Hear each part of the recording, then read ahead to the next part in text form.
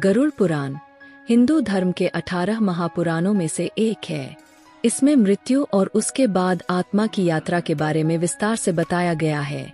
यह पुराण मुख्य रूप से भगवान विष्णु और उनके वाहन गरुड़ के संवाद के रूप में लिखा गया है। गरुड़ पुराण के अनुसार मृत्यु के बाद आत्मा एक विशेष प्रक्रिया से गुजरती है, जो उसके कर्मों और जीवन के कार्यों पर आधारित होती है। आइए इसे सरल भाषा में समझते हैं। मृत्यु के समय आत्मा शरीर को छोड़ देती है। यह प्रक्रिया बहुत कष्टदायक होती है, खासकर अगर व्यक्ति ने बुरे कर्म किए हो। अच्छे कर्म करने वाले व्यक्ति को मृत्यु के समय कम पीड़ा होती है। मृत्यु के तुरंत बाद आत्मा कुछ समय के लिए भ्रमित रहती है, क्योंकि वह अपने शरीर को छोड़ने के बाद नई स्थिति में होती है। मृत्यु के बाद आत्मा प्रेत योनि में प्रवेश करती है।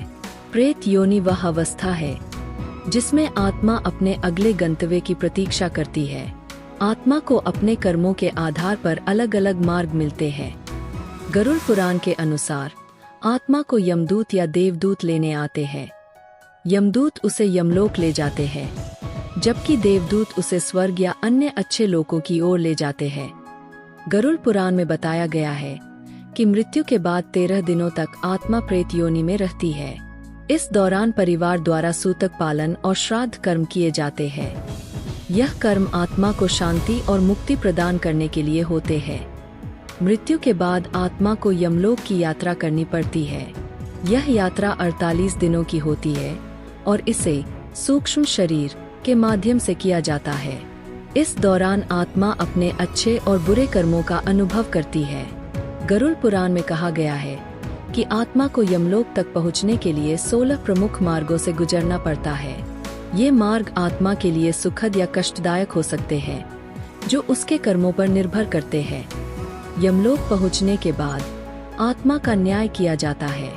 यमराज, जो न्याय के देवता है, आत्मा के कर्मों का हिसाब किताब करते हैं। अच्छे कर्म करने वाली आत्माओं को स्वर्ग या अच्छे लोकों में स्थान मिलता है, जबकि बुरे कर्म करने वालों को नर्क में भेजा जाता है। गरुड़ पुराण में स्वर्ग और नर्क दोनों का विस्तृत वर्णन है। स्वर्ग, अच्छे कर्म करने वाली आत्माओं को स्वर्ग में ले जाया जाता है। यहाँ आत्मा को सुख, शांति और दिव्य आनंद का अनुभव होता है। नर्क, बुरे कर्म करने वाली आत्माओं को नर्क में भेजा जाता है, जहाँ उन्हें अपने पापों का दंड भुगतना पड़ता है।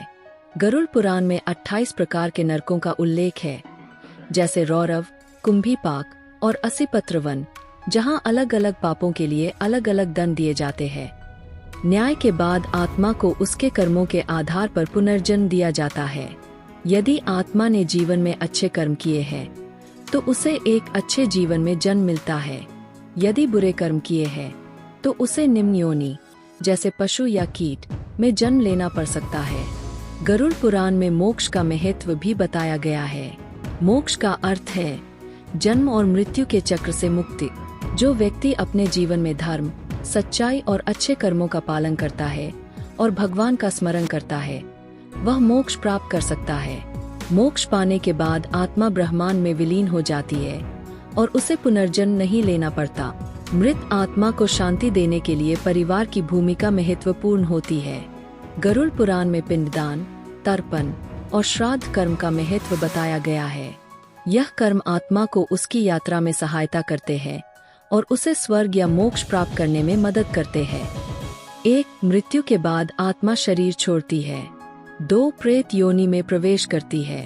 3. यमलोक की यात्रा करती है। 4. यमराज के सामने कर्मों का न्याय होता है।